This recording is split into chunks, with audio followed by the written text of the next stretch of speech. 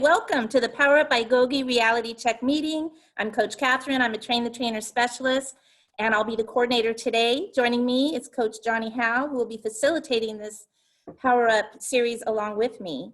GOGI's intention is to support the growth of PowerUp community meetings anywhere and everywhere they are desired. Joining us are GOGI coaches, GREPs, students who have made the study of GOGI a priority in their lives, and you a priority along with them. Our goal is that you will follow along with us actively, have fun, and feel engaged in the material that we are presenting. In our first team building meeting, this particular circle decided to call ourselves Power Up First, which is fitting because we are the first. We are coming to you remotely from different cities and states. You will notice us prompting each other, at times raising our hands or calling on each other to keep things moving along. It's now my pleasure to call on our special guest. You may have heard of her, Coach Taylor. Take it away, Coach. Hi, everybody. This week is our reality check week.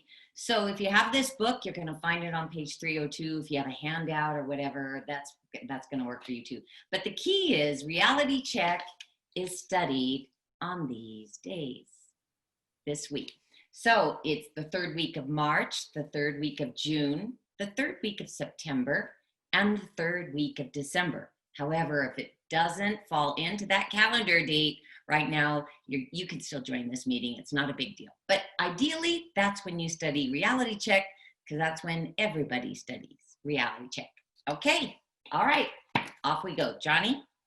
Thank you, Coach. Would you mind giving a quick review of reality check and how it became one of the tools? Yeah, it was actually one of the last tools to get added to our toolbox. I remember it very, very well. I was in the GOGI campus module at the Los Angeles County Jail where more than 320 women were able to live in this module and learn about these tools that they were actually helping to create. And what would happen would be that a woman would feel so excited because she was certain that with her GOGI tools, she could avoid the trauma of making bad decisions. So as these women would get released, they would do very, very well, but eventually something would happen. Either somebody would die, or they would lose a job, or they would get blamed for something, or they would lose their housing. Some big triggers or a series of triggers would just hit them so hard, and they weren't able to withstand the temptation to go back to utilizing drugs. So when a woman was rearrested, everybody at the campus would cry, and they would just think that the promise of GOGI wasn't true, that the tools didn't work.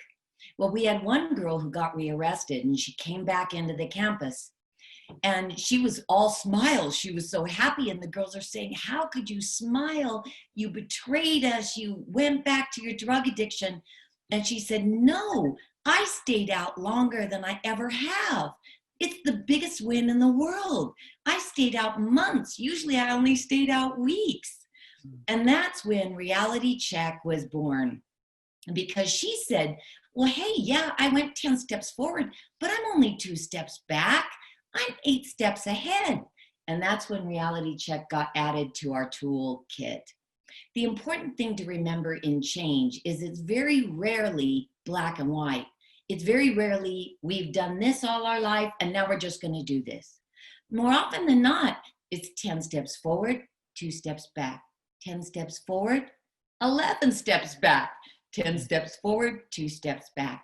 That's the most important part to remember about change. And I love this tool because it acknowledges that we are human, that we make human mistakes.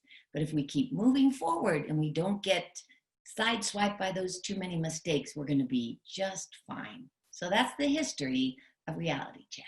Thank you so much, Coach. It was interesting because me and Jonathan kind of experienced that this week. There was a guy who went out on his first pass. And while he was out on his first pass, he went and he smoked marijuana. And he said because he was so high on marijuana, he needed to take methamphetamine to balance himself out. Yeah. So when he comes back and he tests, he's asking himself like, man, I messed up. And when somebody threatened to take his phone away, he was getting ready to leave the program. And it just happened that we facilitated this meeting this week. And he said, man, that was me. I did take 2 steps back. And he stayed. He's committed to working on his recovery. And so, yeah, this tool is extremely important.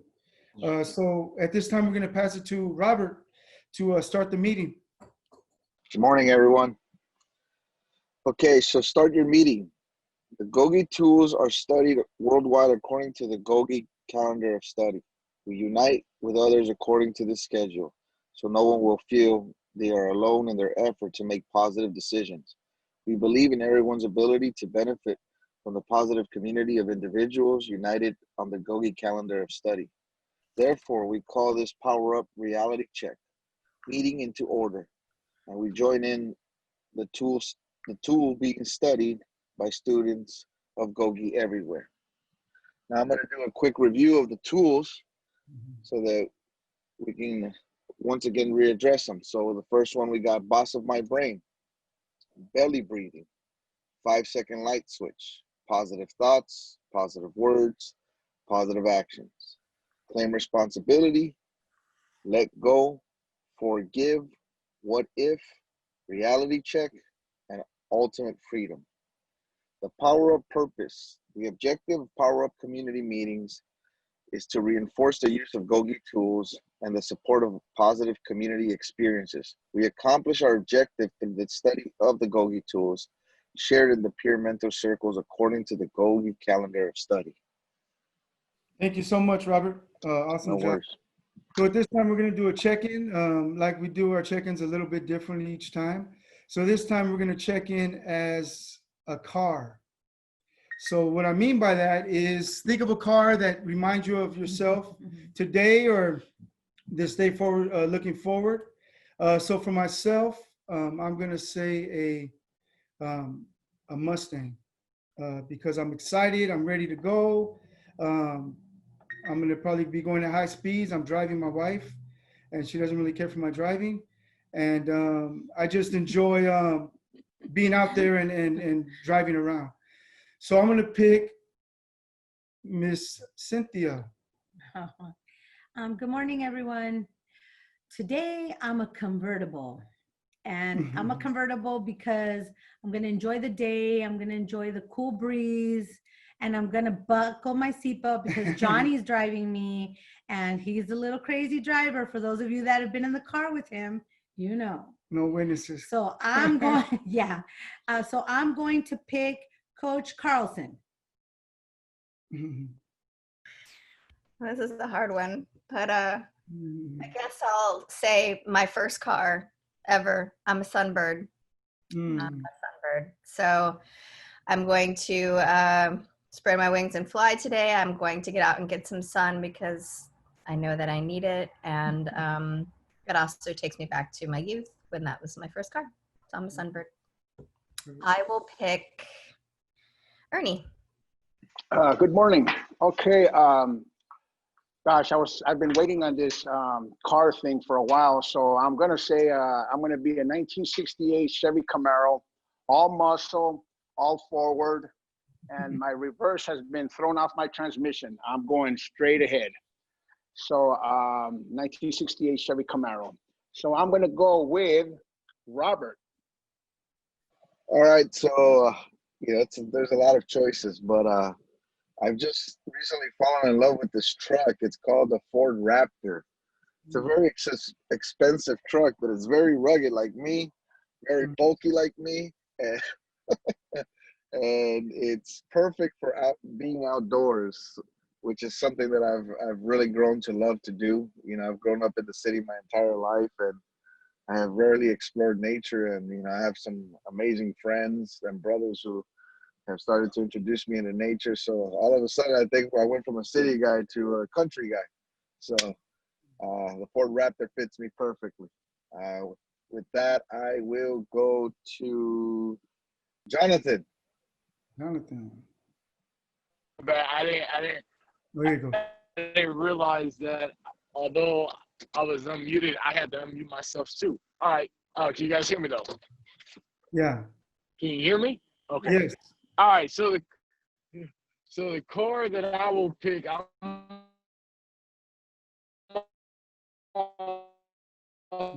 also gonna go back to one of those Super Beetle. It was a convertible. I enjoyed it because that car was also manual transmission, and I had a lot of control. I could drop the top. And the beautiful thing was, since it was small, I could fit into all kind of parking spots like I'm doing right now. Would you call on someone for me? Yeah, sure. We'll pick Miss Carolyn Rollberg. This is the first time doing it on my cell phone because I'm down in San Diego. I'm supposed to be babysitting my 2-year-old and 5-year-old great-grandchildren. My granddaughter's just about ready to leave for work, but I wanted to just come on real quick and say I miss everybody, and I do enjoy this. Hopefully I'll be able to always stay the whole time. But the car, I had a 1970 Chevrolet van. That was my only vehicle at the time, years ago. And my kids were embarrassed because when I would take them to school and drop them off, like in middle school, they'd say, "It looks like an ice cream truck. Don't drop me off in front of the school." But here I am sitting in my granddaughter's trailer on her 10 acres property. So I always enjoy some kind of a camper van. And right after this, I'm going to pick someone, and then I'm going to have to get off because my husband's sort of trying to watch the kids, and that's not going to work. So thank you very much. And I'm going to pick Coach Taylor. We always love having you here, Carolyn, but I know great-grandchildren must be a little bit bigger of a draw than us, so we'll see you. Thank you. I think if I were to choose a car, personally, I would love a beautiful white Ferrari, but I think practical is a Ford Focus. And why? Because during states of lockdown or pandemic, it requires great focus for us to maintain our enthusiasm for life and the hope for life. And also, it's reality check, and that's a wonderful tool that also needs us to be reminded that our focus determines the outcome. So right now, while it's not the hottest car out on the street, I am a Ford Focus.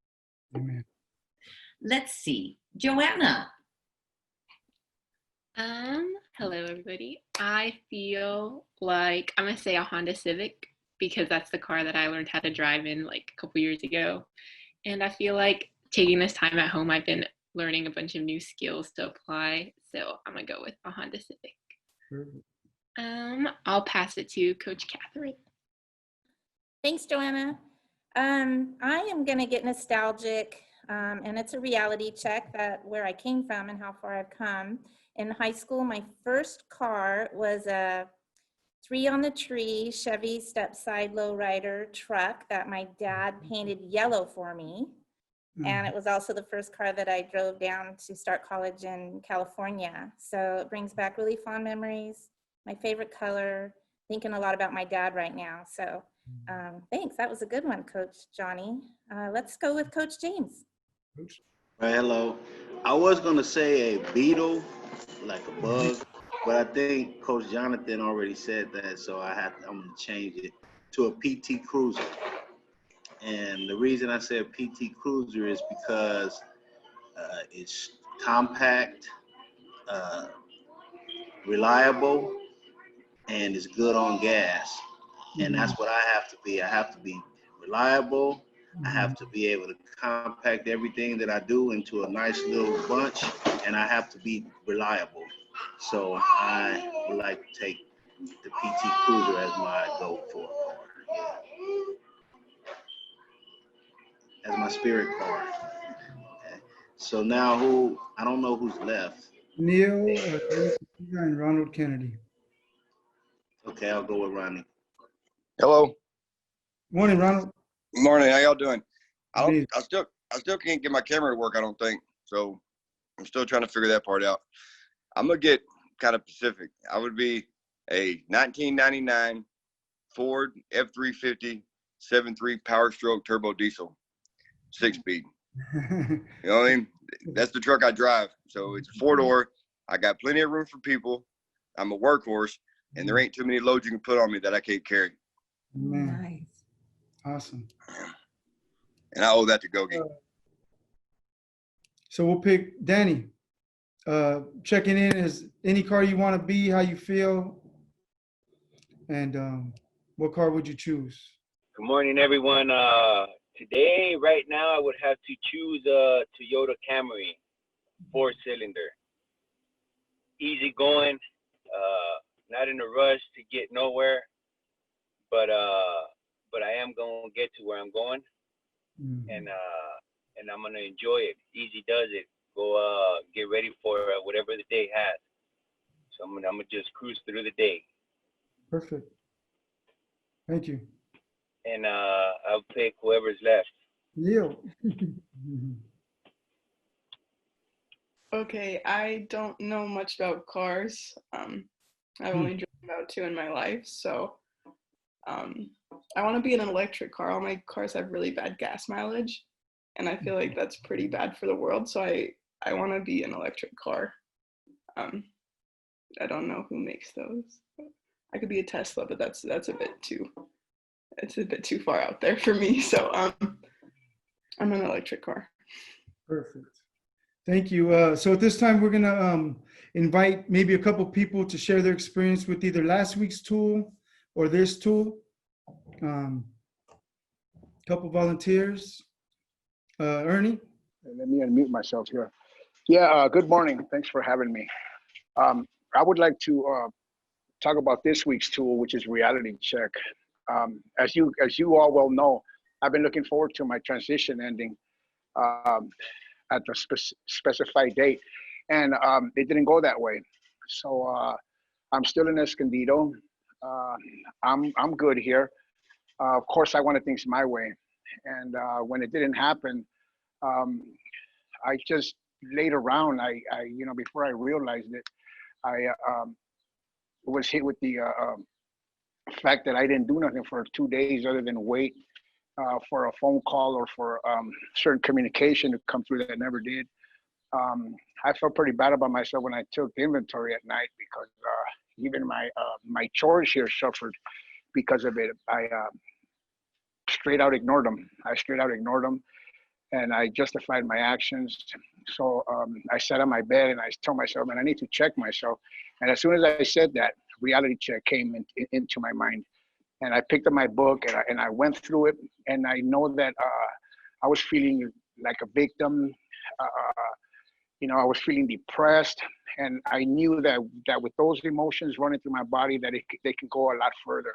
So I did a reality check on myself, and I just got back into action. And I started doing positive things for myself to better myself. I'm happy to say, I didn't mention earlier, that on Monday I start my full-time employment at a shop down the street as an automotive mechanic, which is pretty much what I do. I do that and I weld, but that doesn't mean I close myself down to those positions. But yeah, I had to use reality check in order to realize that I could have gone backwards really hard. Like I said, in my 68 Chevy Camaro, didn't have but the transmission was knocked out, and I didn't have no reverse because I don't want to go backwards. I only want to go forwards. So reality check is a tool that really put me back on track. And had it not been for that, I could have let a lot of my thoughts go into actions, and it could have been a lot worse. So that's my take on reality check. Thank you so much. Yeah, thank you so much, Ernie, because a lot of times as people who are incarcerated, all we want to do is get out. And we think if we get out, everything's going to be amazing. There's not going to be any problems. And understanding that Ernie paroled to LA, and his parole officer said he had to report to San Diego where he knows nobody. And his time to his stay there was up, and he wasn't sure where he was going to go. And to be able to have these tools to use and understand that just because you get out doesn't mean it's going to be rainbows and unicorns. There's still going to have to deal with. And also too, Ernie, I want you to know that you have a group of people on this screen who care about you. And if you need to talk, if you need something, if you need some extra money, Jonathan's got 3 jobs. So he'll, no, but anything you need, know that we love you and we care about you. Thank you, Johnny. And, we don't just thank you. Just to show our pretty faces. And thank you very much. All right. So anybody else willing to share their experience with this tool or last week's tool? This is Coach Ronnie. Can you hear me? Yeah. Hey, Ronnie, how you doing? I'm good. Well, when I first got out of the halfway house, you know, I did a little over 16 years and I only got 2 months halfway house. So my transition to the halfway house was real short. And when I came home, my dad and I was in Home Depot. Well, somebody was trying to get around him and there was plenty of room. And I'd been warned about this already, about the way people talk to people out here. And so the guy started getting kind of smart with my dad. And my dad said something and the guy kind of bowed up on him. And I came around my dad and I was like, hey, man, you better watch how you're talking to my dad right now. And my dad grabbed my arm and he's like, no, son, it's all right. And then I snapped back. I was like, man, for me, that was 2 steps back because I let the situation get control of my temper instead of me having control of the situation. And that's one of the things that Coach Taylor and Coach Carlson, all of them know about me. One thing I've always struggled with was temper. So I had to reality check myself on that one. Perfect. Thank you, Coach Ronnie. You're welcome. Valuable. So for me, when it comes to reality check, so for most of you know that in 2010, I received a 15-year denial. After that, I started doing what I needed to do, started facilitating groups, became certified as an alcohol and drug counselor, got married. And, you know, I ended up going to board about 5 years later. And I went in there and I'm thinking like, man, I'm doing everything I'm supposed to do. I'm entitled to a date. And I went in there and received a 3-year denial. Came back and threw a pity party, nobody showed up. And I'm like, man, like I felt discouraged and felt depressed. And Ernie was there and Robert was there and a few other people were there. And that next morning I wake up and I'm watching this TV program and this lady on TV says, a good attitude is like windshield wipers. It doesn't stop it from raining, but it gets you to where you need to go. And a friend of mine who had arrived at that prison strung out on heroin, he decided he wanted to change while he was there. And so we had got him involved in groups and he was facilitating, he was doing all this stuff. And that morning he comes up to my cell and he's like, hey, can I tell you something? I'm like, yeah, for sure. He said, I believe God kept you here to help me. And it made me get out of my own head and stop feeling sorry for myself and get back to work. So I ended up doing that. I went back to board 1.5 years and here I sit. So understanding for the students, GOGI is like, we may be doing all the right things and we go to board and we have our family support and everything going well for us. Doesn't mean you're going to get a date. You know, you have to understand that reality check is a way of life. There's going to be times that are going to come up where it's going to be like, man, what happened? Why is this happening? And the way I experience is that it needs to happen because you need to tell your story. And people need to see that reality check in action. So at this time, we're going to invite Coach Taylor to share, to do a quick review of reality check. So if you have the PowerUp book, we're looking at page 129. The key to remember with this tool, 10 and 2 rule. 10 steps forward, 2 steps back is still 8 steps ahead. That's really, really important. But one thing I want to share with you also is that since this book was written in 2011, I guess, actually maybe later than that, what I also have discovered about reality check is the importance of keeping your vision sound. So 10 steps forward and 2 steps back, it's really, really good to know. But one additional thing that you need to know is that you keep your focus on your end goal. What do you want your end goal to be? How do you really want to feel? What is the life you want to experience? Because we can say, okay, I'm still 8 steps ahead. But the driving force on getting us where we want to be is how do I want to feel once I get to my destination, and allowing that feeling to come into our present moment. That's another key with reality check, is to allow that sensation that we want to feel to be present right now. And we do that through our focus. So 10 steps forward, 2 steps back is still 8 steps ahead. And, you know, it's okay to say, hey, I messed up. You know, I slipped up. But it doesn't negate all the progress that I've made. And I can get back on track with my very next decision. So simple. 10 steps forward, 2 steps back is still 8 steps ahead. Keep your focus on how you want to feel once you get to that destination, and feel that now. So that's your tool recap. That's a great point, Coach. Thank you, especially for Ernie's, you know, he wants to eventually go to LA. And if he would have, you know, did something that he shouldn't have done, he probably would have been in San Diego County Jail instead of LA. So yeah, and I want to say to Ernie and everyone who's going through something like Ernie, when you feel like you don't want to move, when you just want to lay down, you aren't doing your chores, you aren't doing anything you need to do, you have two choices. You can focus on what is, or you can focus on what you want to create. If you need to just stay in your bunk or stay in your bed for 2 days, that's okay. Sometimes we just need to disconnect, but keep your focus on what you want. How do you want to feel? Get a vision of what does it look like to be at that end destination. Do you feel love? Do you feel companionship? Do you feel important? Do you feel heard? Do you feel supported? Do you feel opportunity? Bring that into the current moment. Even if you're sitting on your bunk for a couple of days, waiting for something else to happen, create that sensation inside you first, then you're going to have an easier chance getting there once the fog has lifted.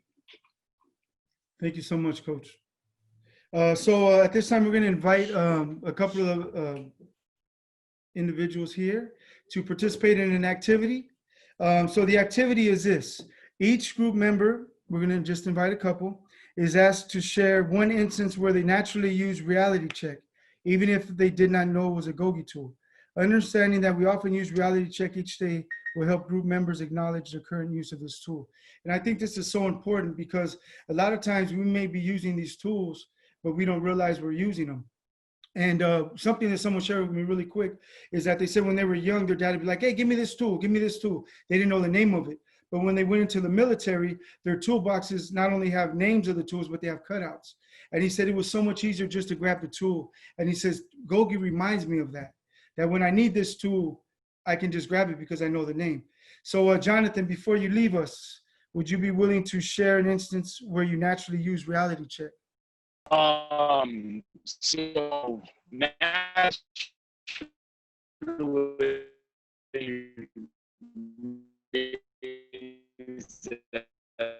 I think the sound is messed up. Maybe we can come back to you, Jonathan. Conscious and intentional about using it constantly. So that's one thing that I would encourage everyone is that as you now have a name of what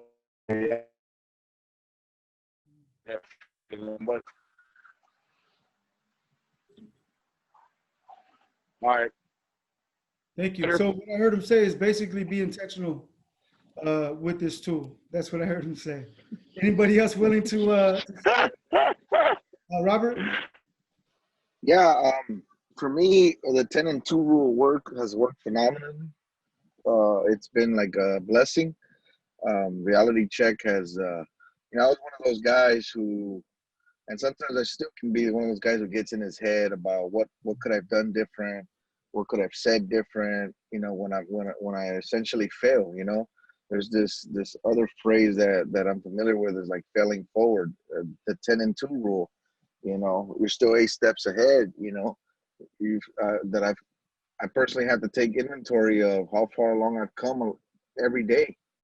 And when I'm in my relationships and the way that I interact with them, there may be something that I say that's not, the most uplifting, or, and I'll be kicking myself around throughout the day thinking like, man, I could have said something better. Okay, so that becomes research for me for the next time. Okay, well, it wasn't as bad as probably what you could have said a long time ago, and it isn't the best thing you could have said, but there's an opportunity to move forward, and next time you have a conversation or you have an interaction that way, you can remember this situation or that situation to put out the best, version of yourself, to say the right things, or to be more supportive, or to offer somebody a better piece of advice from what I've learned.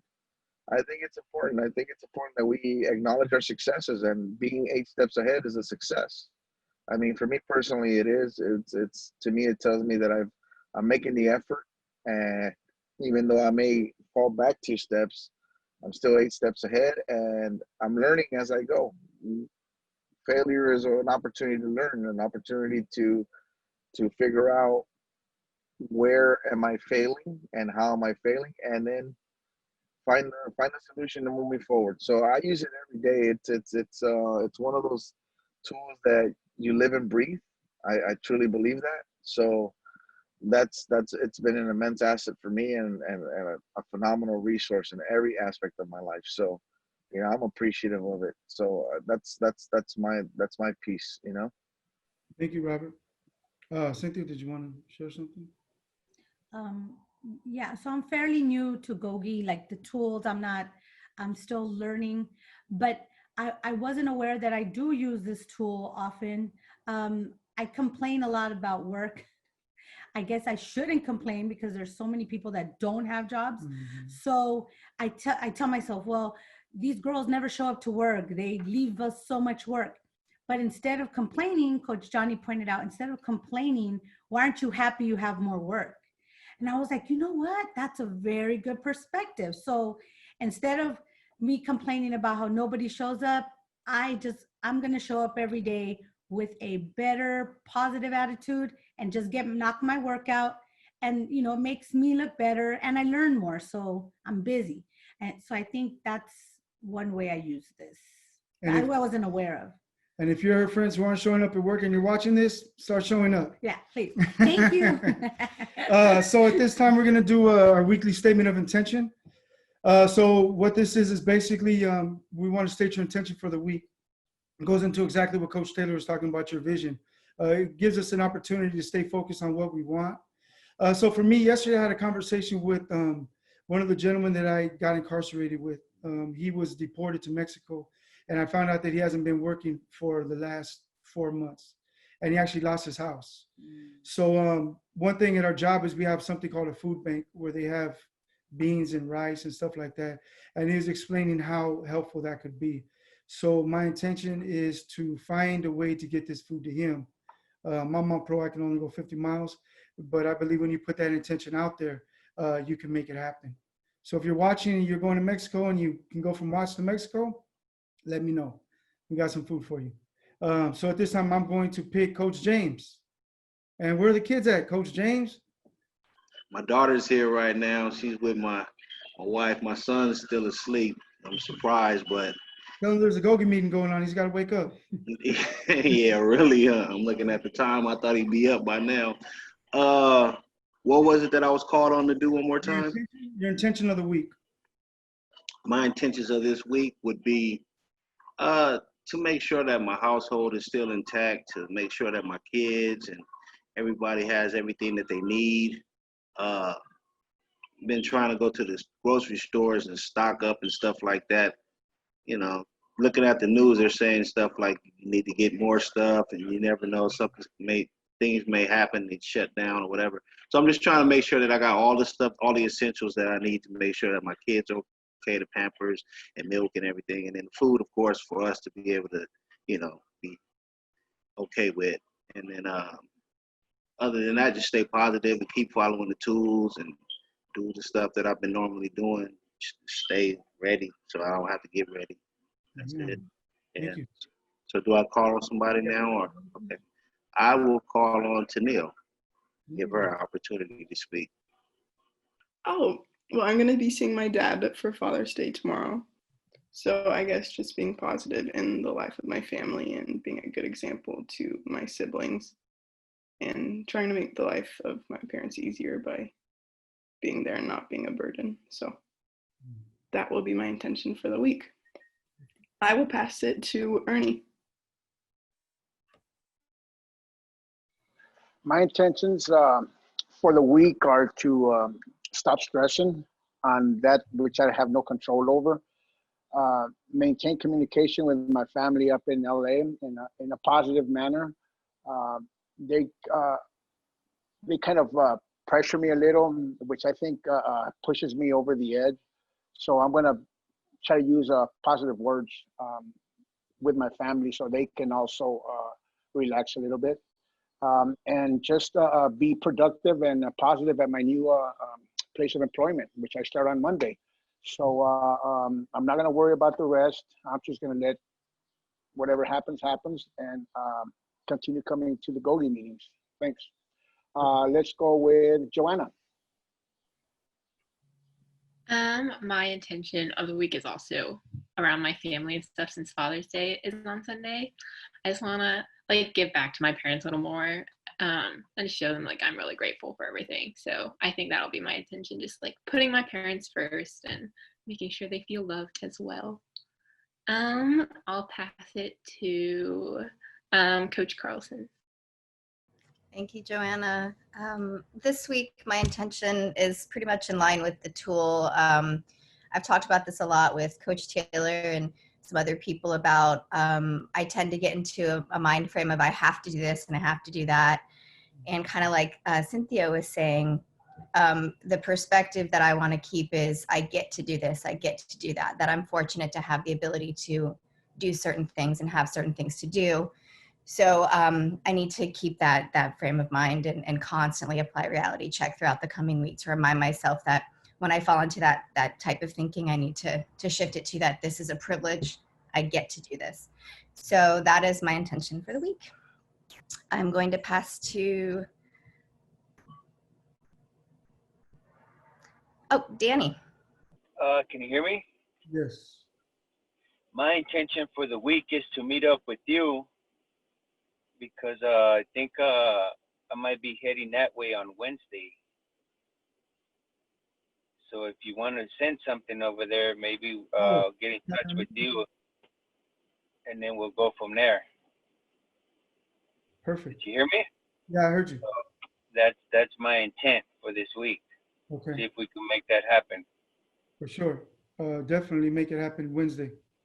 All right. All right. Okay. Pick somebody. So we'll pick Coach Ronnie.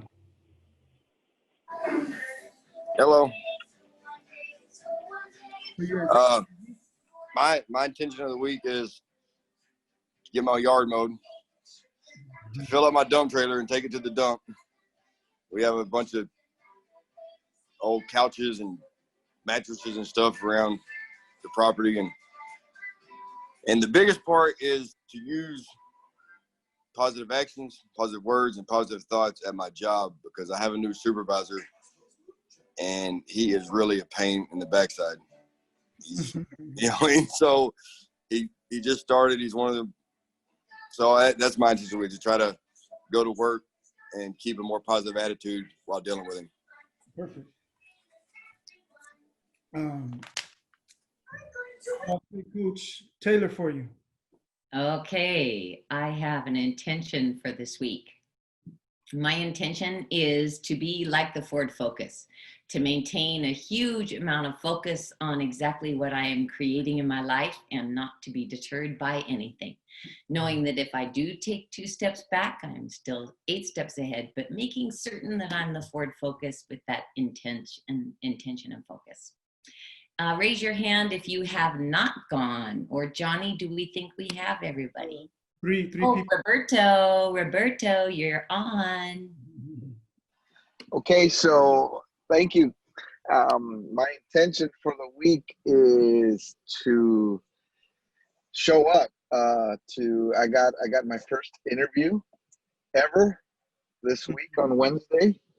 I've never had an interview before. Well, I have. Well, not out here. This would be my first interview out here, so I'm excited. And my intention is to show up, to present the best version of myself, to be able to speak about all the things that I've learned and the skills that I've acquired, and present to them the version of myself that would become an asset to their program. So, I'm looking forward to Wednesday. I'm also a little nervous, but other than that, I'm going to show up. Yeah. So with that, I will pass it to Coach Carlson. Did she go? You went. Cynthia and Coach Catherine. Okay, Cynthia. Thanks, Robert. So my intention of the week is I want to focus on cleaning up a closet that we have too many things in. Maybe make some space for some weights that just showed up at my house. And just organize ourselves. I think organizing myself so I don't feel cluttered, and so my animals don't climb all over the table. My cats are being really bad nowadays. So I think that's my intention for this week, just to clean up and stay organized. And so I'll pass it to Coach Catherine. Thank you, Cynthia. I'm going to take a lesson from what Robert said earlier in his application of the reality check tool.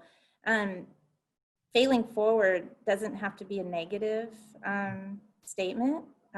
It's actually means you're doing something and you're risking, and a saying that I have is being perfectly imperfect, and reminding myself of that I can't fix everything, and that I'm not in control of everything, but that if I do focus on what it is that I desire, that it's more likely to happen, right? So that's going to be my application of reality check. Thanks all.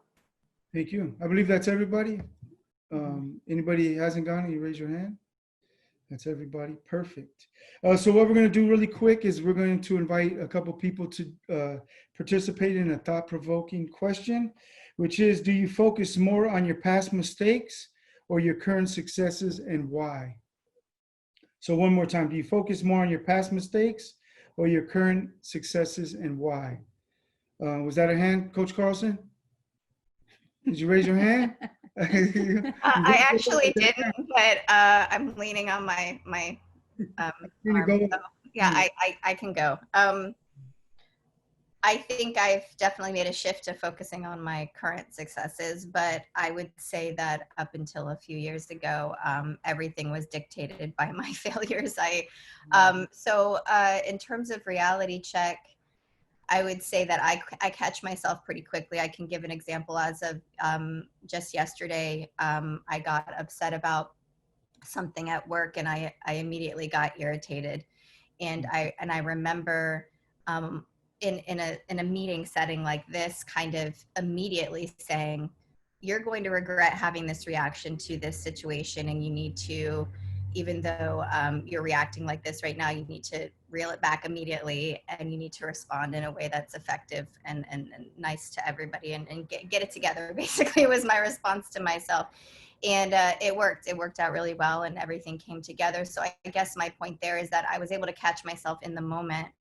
That's a smaller example where there are situations now where I find myself falling into a pattern of thinking like I explained earlier, and that's something that might take me a little bit longer to pull myself out of. But I do think that nowadays I have more control over getting stuck in a cycle of thinking the old way, and really when I make a decision that maybe isn't the best, that I'm able to give myself a reality check and realize that how much progress I've made and not get stuck in that. So I didn't raise my hand, but that is my response to you, that I'm definitely much better at applying that tool now than I've ever been. Perfect. So would somebody else like to share? Joanna, are you raising an eyebrow? Because that does count. So do you focus more on your past mistakes or your current successes, and why? I'm doing my best to change it, but I think currently I do tend to focus on my past mistakes just because I'm kind of an insecure person, and I'm working on it a lot, but because I've been realizing like how much that holds me back to like have that as my focus. So I'm working on it, but yeah.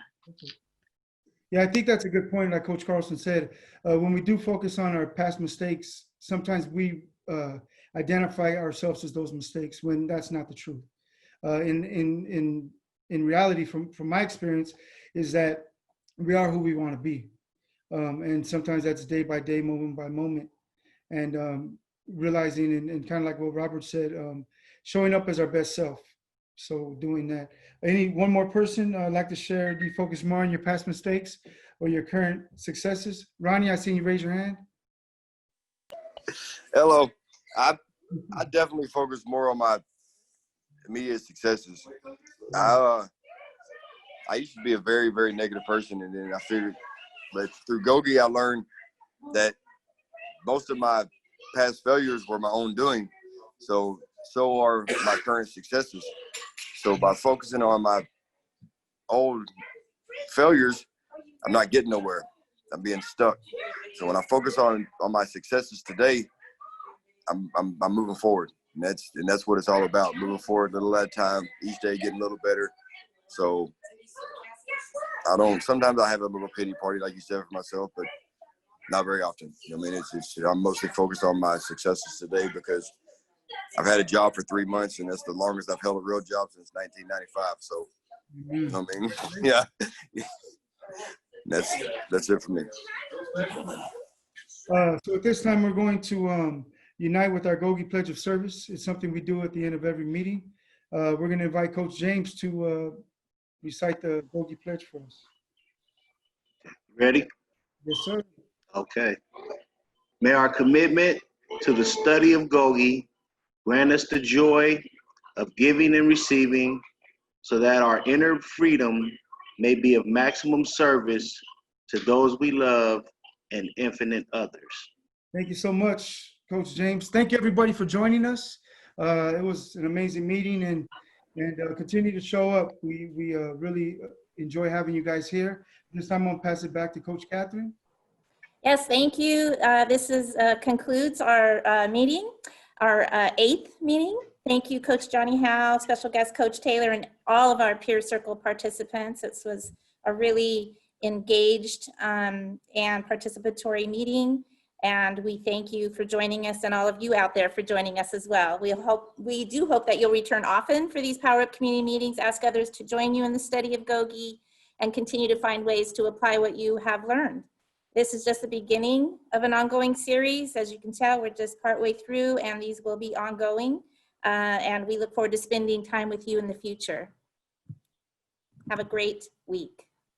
Goodbye, everybody. Happy Father's Day. GOGI for life. Robert, good luck. Happy Father's Day, everybody. Happy Father's Day, everybody. Happy Father's Day. Robert, good luck on that job Happy interview. Father's Day.